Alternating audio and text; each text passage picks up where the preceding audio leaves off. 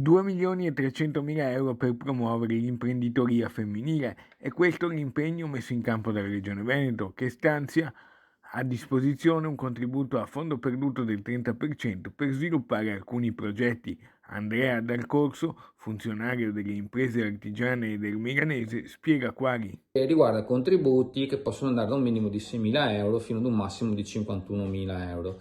Le tipologie di intervento che si possono agevolare sono svariate, quindi si va dagli interventi in hardware e software fino ad arredi, per poi passare dall'impiantistica, e novità di quest'anno è anche l'investimento in energia rinnovabile, quindi in fotovoltaico, oltre a progetti di miglioramento della sicurezza aziendale, quindi sistemi di antifurto e simili. Gli artigiani del Milanese hanno approfittato dell'occasione per fare un'analisi che fotografa lo stato dell'arte delle imprese rosa nel veneziano. Nel Milanese c'è in media un'impresa femminile ogni 5.